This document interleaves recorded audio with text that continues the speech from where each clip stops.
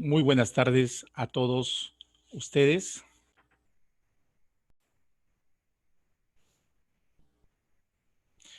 ¿Cómo están? Bienvenidos. El día de hoy, quien les habla, el profesor José Carlos Romero Rodríguez, abogado de profesión y profesor en diversas áreas en temas del derecho. Vamos a tratar un tema muy importante el día de hoy en el quehacer cotidiano, claramente, en cuanto a las actividades que tenemos, no solamente como abogados, sino también ante estas situaciones de haber adquirido una propiedad o pensar adquirir una propiedad. ¿Qué hacemos ante estas situaciones? Claramente está establecido que vamos a tener que pagar ciertos tributos. Ante una compra-venta de bien inmueble, claramente el vendedor va a tener que pagar su impuesto a la renta. Nuestro tema del día de hoy, el impuesto a la alcabala o impuesto de alcabala. ¿En qué constituye este impuesto de alcabala?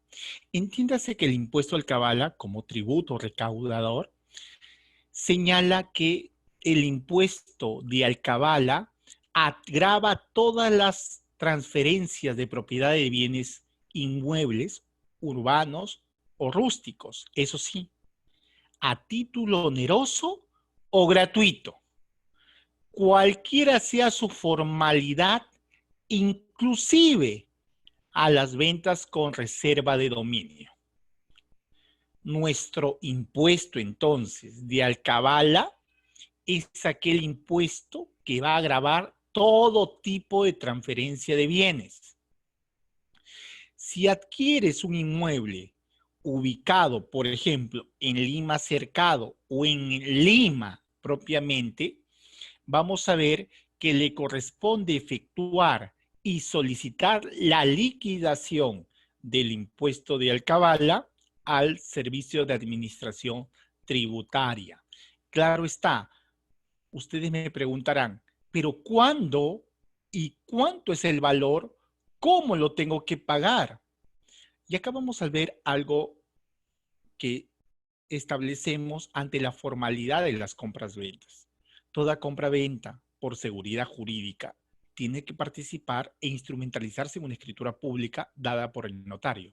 Es por ello que los notarios y los registradores públicos son el filtro para poder solicitar el impuesto de alcabala. Y esta liquidación y pago del impuesto de alcabala, obviamente, se señala conforme a lo que ya hemos venido diciendo al SAT, al Servicio de Administración Tributaria. Claro, puede haber exoneraciones a este impuesto que también el notario o el registrador va a tener que solicitar, obviamente, la constancia de no obligación del pago como requisito para realizar la transferencia de propiedad. ¿Y quién está obligado a este pago de impuesto de alcabala? El comprador o el adquiriente del bien está obligado claramente al pago del impuesto del alcabala. Es un impuesto que debe asumirlo claramente el comprador. Y la base imponible de este impuesto es el valor de transferencia. Y hay mucho cuidado en lo siguiente. Valor de la propiedad de transferencia, es decir, el precio de venta. Partiendo de ahí, ¿ya? Primero, el precio de venta no podrá ser considerado menor del valor del autovalúo del inmueble, ya que si es considerado menor, se tomará como base el precio del valor del autovalúo del inmueble, que corresponda, obviamente, en el ejercicio de la enajenación de la propiedad que se establezca. Y vamos a ir viendo que nuestro impuesto de alcabala tiene un valor del 3%. ¿3% de qué? Del 3% justamente del valor de la transferencia, que no está afecto al impuesto de alcabala el tramo comprendido entre las 10 primeras UITs del valor inmueble. Ya tendríamos que calcular cada año, obviamente, conforme al valor de la UIT, y las 10 primeras UITs no están afectas al valor del inmueble. Eso quiere decir Si de mi precio de venta voy a deducir las primeras 10 UITs y de esa cifra voy a sacar el 3% del valor del impuesto de alcabala. Entonces, ¿cómo se hace si ya deduje, ya liquidé el valor que tengo que pagar de impuesto? El pago de impuesto debe realizarse hasta el último día hábil del mes siguiente de efectuada la transferencia. Es decir, si el día de hoy hemos realizado una transferencia, yo tendría que esperar o tendría que hacerlo hasta el último día hábil del siguiente mes para poder, obviamente, realizar el pago del mismo. En caso contrario, se aplicarían los intereses moratorios correspondientes.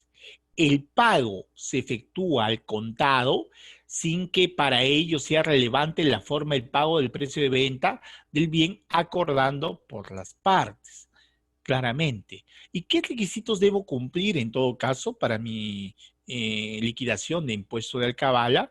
Tengo que exhibir claramente, más allá de la identificación de la persona que va a pagar el impuesto, de aquella persona que adquiere, del comprador, tengo que exhibir, obviamente, la copia del título, del contrato de compra-venta que yo esté celebrando claramente, conjuntamente con una copia original, de ser el caso, ya ustedes verán, pero lo que necesitamos sí es del autovalúo necesariamente, del HR, donde figure claramente el valor del autovalúo, el impuesto también correspondiente. En realidad toda la cartilla la tenemos que llevar para poder verificar en cuanto a ello, ¿no?